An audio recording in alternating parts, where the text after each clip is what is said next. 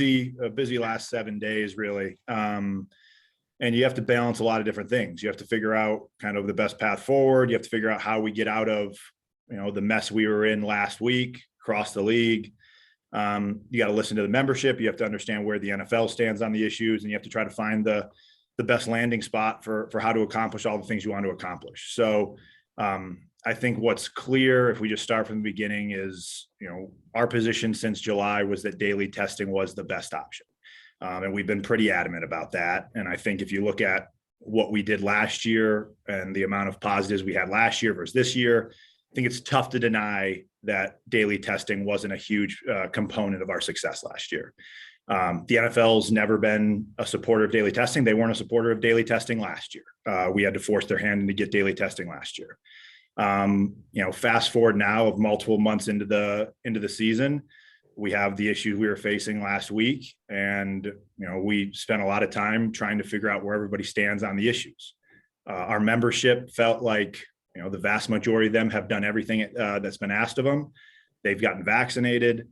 They feel like they didn't want more testing. They didn't want more stringent protocols. The majority of our membership wanted to begin living, in this pandemic as a new variant has come out that's more mild, though more contagious. That was the position of the majority of our membership. However, we still had a minority of our membership that don't just want to walk into buildings without any checks or balances of what's going on inside. So it's obviously not an easy, balancing act to figure out how to go forward through.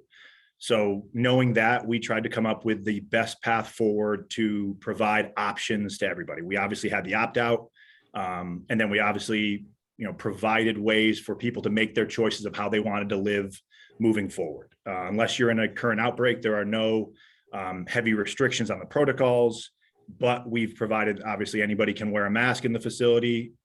Anybody can accept virtual meetings. Those are optional for any player to make an individual decision. If they want to begin spending less time at the facilities for the rest of the season, you have that choice. You have the option to test every day. You have the option for take-home tests for your families. Our goal in the end was providing all groups of players their options for how they wanted to move forward the rest of the season. In terms of, you're seeing across the NHL is shutting down.